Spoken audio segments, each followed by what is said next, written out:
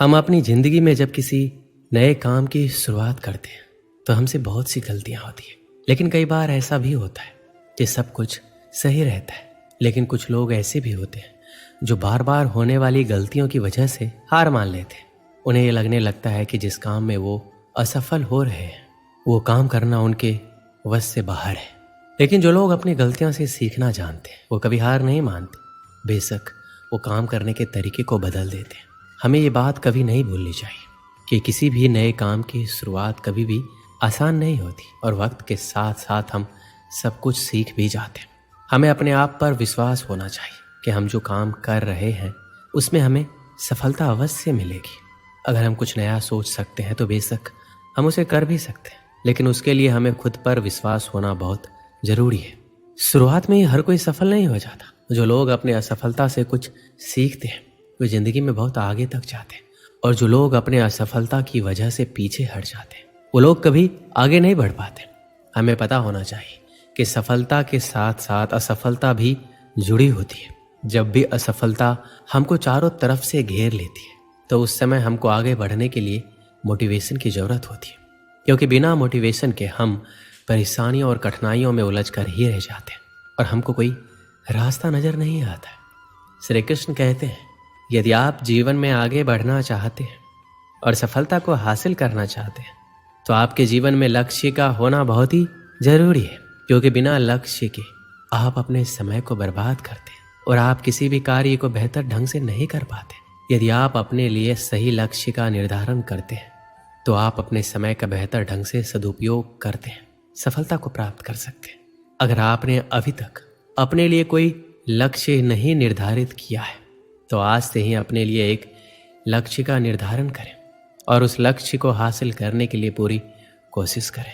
अगर आप अपने लिए बड़े लक्ष्य निर्धारित करते हैं तो उन लक्ष्यों को छोटे छोटे टुकड़ों के अंदर बांट लें और सबसे पहले छोटे लक्ष्य से कार्य करना शुरू करें, और कुछ समय बाद आप देखेंगे आप बड़े बड़े लक्ष्यों को भी आसानी से प्राप्त कर सकते हैं। श्री कृष्ण कहते हैं, यदि आप किसी भी काम को लेकर बहुत ही ज़्यादा चिंतित हैं तो आपके दिमाग में सिर्फ उस कार्य के बारे में ही विचार आते रहते हैं और उसकी वजह से आप सही और गलत फर्क नहीं कर पाते, जिसकी वजह से आपके लिए सही निर्णय लेना काफ़ी मुश्किल हो जाता है और आप उस समय के अंदर अपने लिए कुछ गलत निर्णय ले लेते हैं, जिसकी वजह से आप कभी भी सफलता को हासिल नहीं कर पाते। तो आपको जीवन में कभी भी किसी भी कार्य को लेकर बहुत ही ज़्यादा चिंता नहीं करनी चाहिए। आपको सिर्फ और सिर्फ अपने लक्ष्य पर फोकस करना चाहिए ताकि आप लक्ष्य प्राप्ति की ओर आसानी से अग्रसर हो सके। श्री कृष्ण कहते हैं, यदि आप जीवन के अंदर सफलता को हासिल करना चाहते हैं तो आपको एक बात हमेशा याद रखनी है, आपको हमेशा अपने दिल की सुननी चाहिए और उस कार्य को दिमाग से करना चाहिए।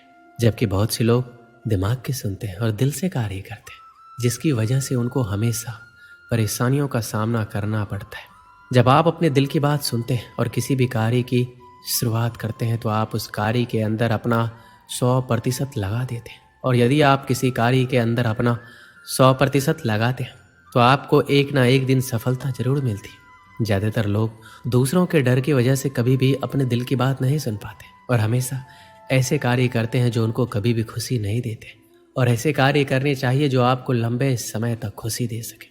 श्री कृष्ण कहते हैं, आप सबके जीवन में बहुत सारे चुनौती होते हैं, लेकिन अगर हम अपने अंदर की शक्ति को जान लें तो हम हर मुश्किल का सामना कर सकते हैं। जीवन एक संघर्ष है जिसमें हार और जीत दोनों होते हैं, लेकिन हार से हार नहीं मानना चाहिए। हमें हमेशा संघर्ष करते रहना चाहिए, हमें खुद पर विश्वास रखना चाहिए और हमेशा अपने लक्ष्य की तरफ बढ़ते रहना चाहिए। हमें अपने सपनों के लिए काम करना चाहिए और हमेशा एक सकारात्मक सोच रखनी चाहिए। जीवन में कोई भी मुश्किल हो, हमें हमेशा सकारात्मक होकर समस्या का सामना करना चाहिए। यदि हम सकारात्मक रहते हैं तो हम हमेशा अपने लक्ष्य को पूरा कर सकते हैं। श्री कृष्ण कहते हैं, सफलता कभी भी एक दिन के अंदर नहीं मिलती है, लेकिन एक दिन आपको जरूर मिलती है। जीवन में आपको कदम कदम पर कठिनाइयों और मुश्किलों का सामना करना पड़ता है, लेकिन यदि आप मानसिक रूप से मजबूत हैं तो आप जीवन की बड़ी बड़ी कठिनाइयों का सामना बहादुरी के साथ कर सकते हैं।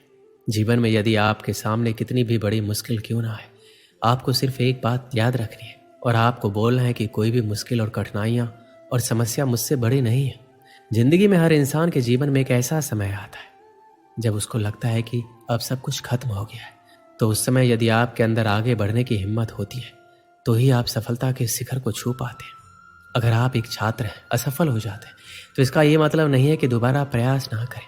असफलता आपके लिए एक अवसर होती है। आप इससे बहुत कुछ सीख सकते हैं। इससे आप अधिक समझदार बनेंगे और अपनी सफलता की राह को बेहतर ढंग से समझेंगे। अपने आप को माने और दूसरों के बारे में सोचना बंद करें।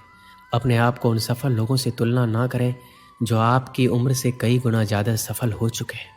आपका मार्ग आपका होता है और आपको उसी के अनुसार आगे बढ़ना चाहिए। अपने लक्ष्य को समझें और उसे पाने के लिए मेहनत करें।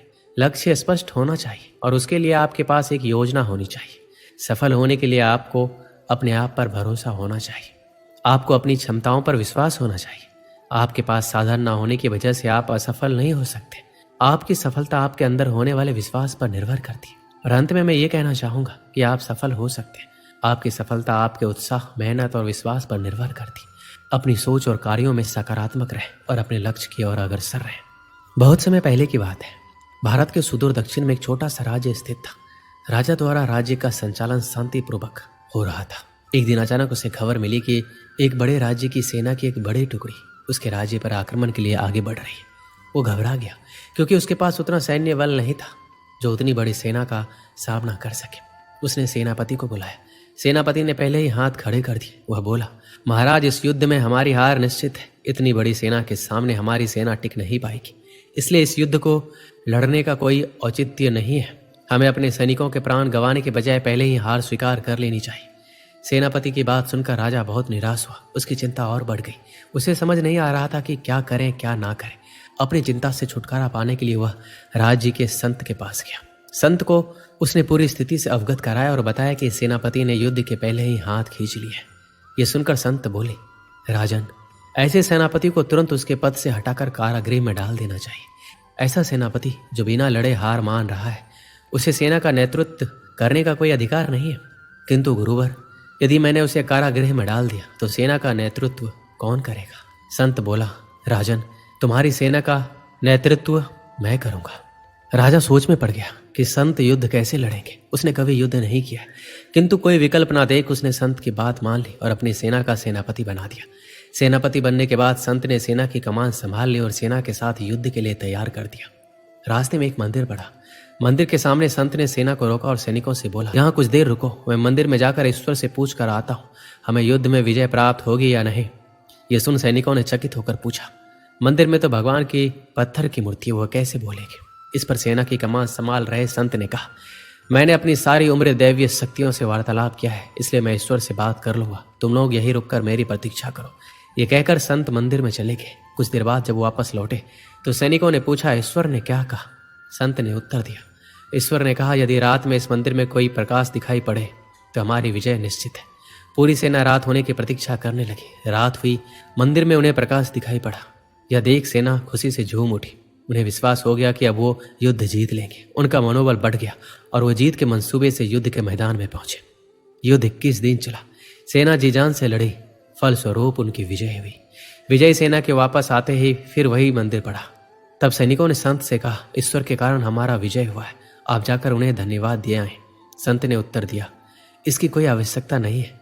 यह सुनकर सैनिक कहने लगे, आप कितने कृतघ्न हैं। जिस ईश्वर ने मंदिर में रोशनी कर हमें जीत दिलाई, आप उनका धन्यवाद नहीं कर रहे। तब संत ने कहा, उस रात मंदिर से आने वाली रोशनी एक दिए की थी और वो दिया मैं यहाँ जलाकर लाया था।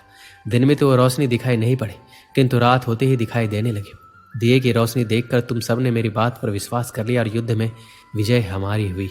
इस तरह तुम सबका मनोबल बढ़ गया था और तुम जीत के विश्वास के साथ युद्ध में गए और असंभव लगने वाली विजय तुमने प्राप्त की।